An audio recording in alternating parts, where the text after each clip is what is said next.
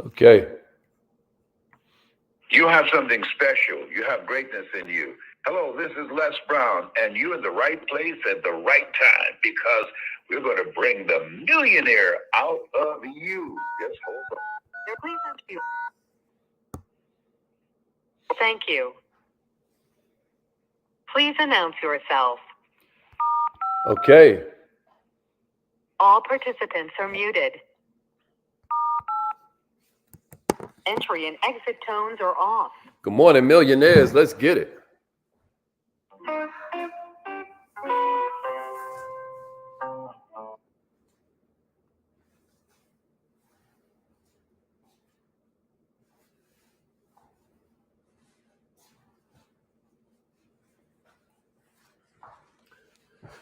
Yeah, good morning, millionaires. I know we coming on just a couple of seconds late.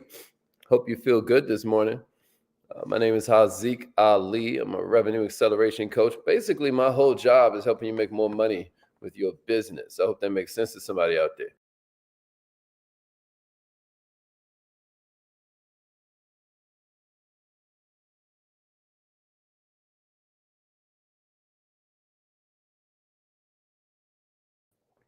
How do you help other human beings? Like, how are you making the world a better place? We want to know. Check in right now, rep your city. Let them know we in the house. Good morning. Good morning. Every Monday, if you didn't know, what's up, Maura? Glad you made it in. Yeah. Good morning, millionaire. Let's go. Let's go, Morose. Golden Glow in the house. Lynette. It took me a minute to figure out. Yo, what's up, Lynette? All right, so share this with another entrepreneur. If you didn't know, every Monday we do mindset. Every Tuesday we do sales tips. Every single Wednesday we focus on marketing. Thursdays is all about leadership, and then every Friday we do free coaching Friday. If you were wondering how we get the questions for free coaching Friday, make sure you join the newsletter. If you got the newsletter yesterday, give me some fire emojis. You know, if it was incredible. Every Monday at about 3:30 p.m., we put out the world's best newsletter for entrepreneurs. I don't have no problem saying it. I tell anybody that asks. It's called Entrepreneurishment. It's split into three different sections: mindset, heart set, and skill set. That's right. You get Haziq's technique of the week every single newsletter, and you're gonna make a lot of money with it. So make sure you join. Go to millionaireminded.com, put your name and your email in the box, and we're off to the races. Very important to me that you take that one serious because that is a serious newsletter that comes out. Even though it's fun to read, you're going to learn something every single time. So if you haven't tried it yet, make sure you go there. This Thursday's masterclass is how to join the 1%, how to join the top 1% of any company that sells anything. 7 simple steps to leaving the 99% behind. Completely free masterclass that we're doing. That's happening Thursday night. So make sure that you join a newsletter. That's going to allow you to participate. I hope that feels good. Appreciate that share, Jasmine. So today what we're talking about, y'all, is closing tactics. I know we're on later than we normally would be, but that's what we're here to talk about. We're here to talk about closing tactics. I hope that's okay with you because this is a Tuesday, so it's all about sales tips. And everybody I talk to is always like, Haziq, how do you close? Haziq, how do you close? How do you close, Haziq? I get asked that question more times than any other question in sales training. You know what I mean? I keep giving the same answer.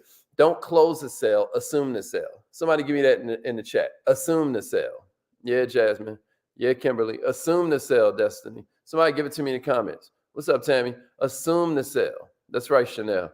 Assume the sale. Let's go. Let's go. Yeah, Jasmine. Let them know. That newsletter is no joke. All right. So assume the sale. Assume the sale.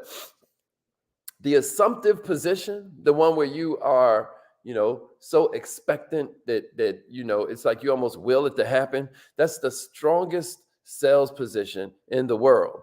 By definition, you believe you're going to make every single sales attempt just because of the fact that you are assuming the sale. Somebody with me?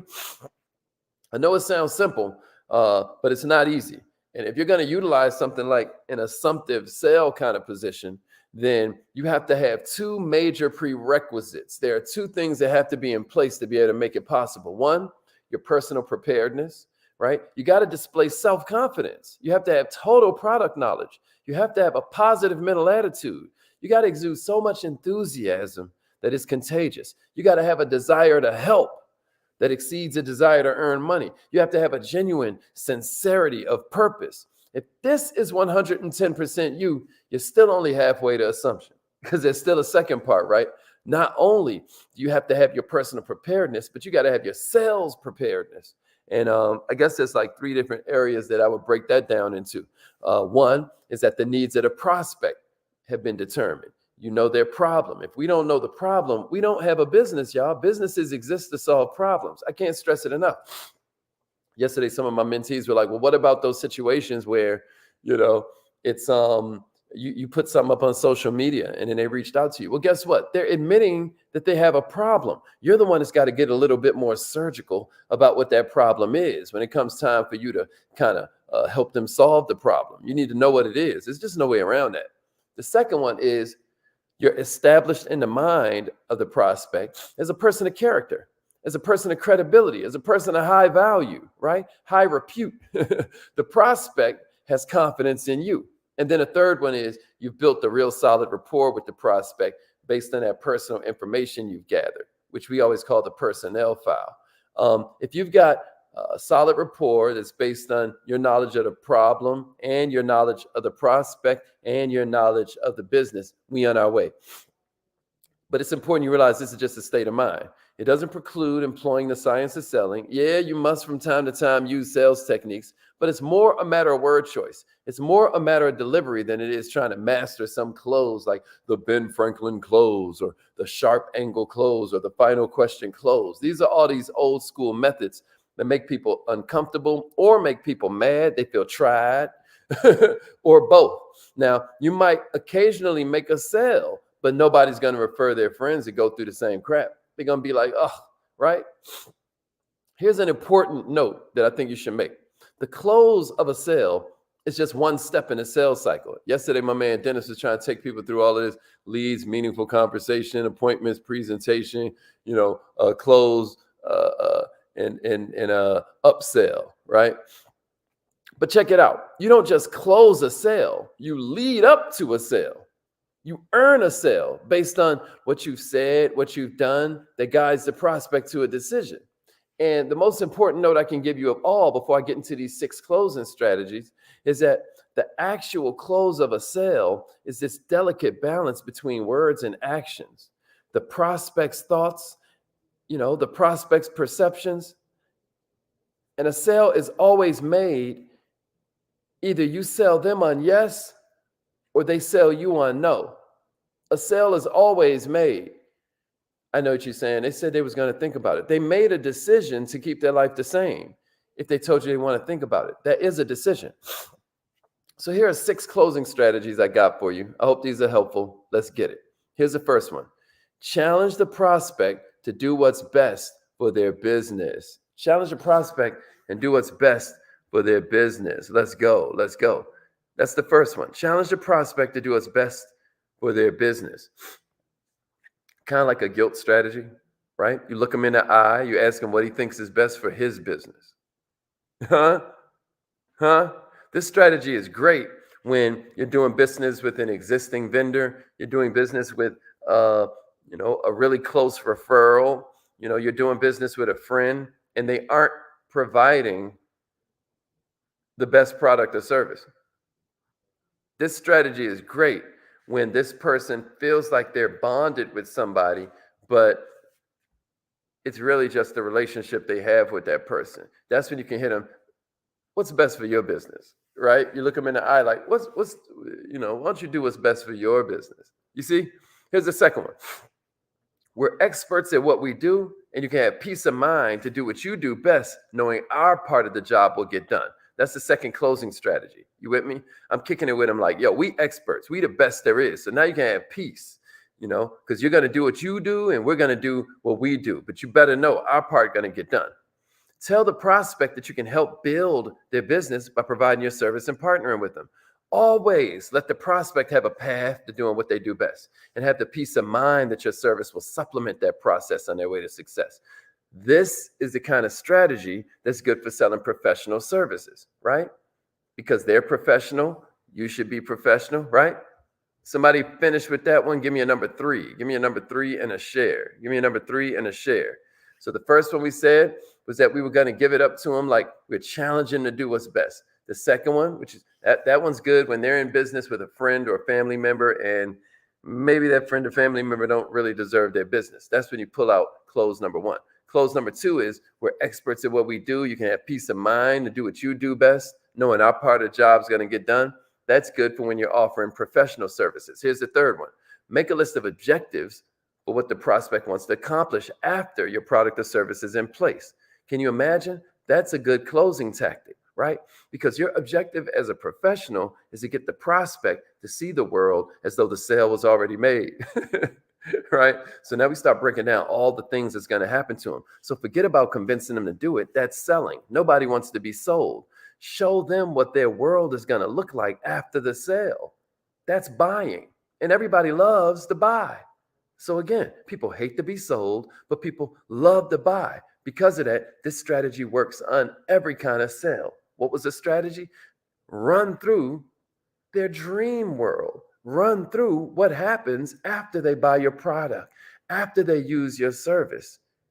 You're going to close them just like that. Good morning, Ken. Good morning, Ken. Let's get it. Let's get it. Yeah, Gina. Appreciate that. Appreciate that. Let's go. Let's go. Here's the fourth one. You ready? Here's number 4. Here's number 4. Get the prospect to be a visionary. Get the prospect to be a visionary. What do we mean by that? Get the prospect to be a visionary. This is number 4. Oh, Mr. Ali, if you did blank, when do you think would be the best time to start? Oh, Mr. Ali, if you did blank, what do you think would be the best time to start? Let the prospect tell you what they have in mind instead of you telling them what's on yours. Huh? This strategy is called the if-when decision process. If, when. Hey, Mr. Ali, if you did blank, when do you think would be the best time to start? Huh? That's getting them to be a visionary. Am I making sense? Somebody give me a number 5 if you're ready for the 5th one. If you're ready for the 5th one, give me a number 5. That's right. That's right. Give me a number 5. Let's go.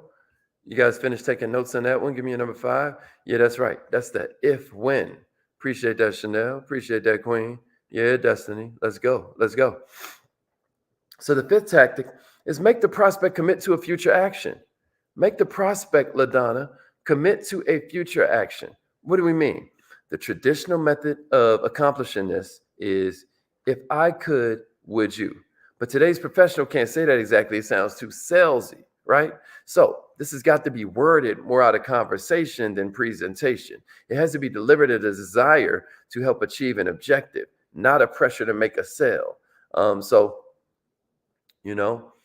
If I could guarantee that you get your money back, if you're in a program for 180 days and you don't get results, would it feel good to move forward? Would you feel good moving forward? Right? If I could, would you? Everybody with me? If you're ready for number 6, give me a number 6. Give me a number 6. Let's get it. Let's get it. You ready? What's up, Glow? You ready? Number 6. Number 6. Here's the 6th one I got for you. Make plans for after the sale's taking place. Make plans for after the sale's taking place.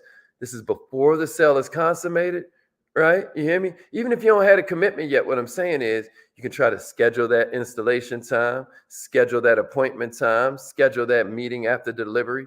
So I can schedule the installation for Tuesday, but I wanted to be here personally to be sure everything's perfect. Is that going to be able to work for you? Will you be able to make it? Now I'm asking them if they're able to make it on Tuesday, but I'm the one that came up with the whole thing, right? This is an indirect way of formalizing the sale. It's kind of like when you're talking to them and you ask them for the credit card and you say, what's the last 4 digits of your credit card? And then you slide on it. You're looking for a way to, segue into that thing, right? This is an indirect way of formalizing the sale. And this is classic use of the assumptive process, because assuming a sale is the hardest thing to do, but it's the easiest sale to make once you do it.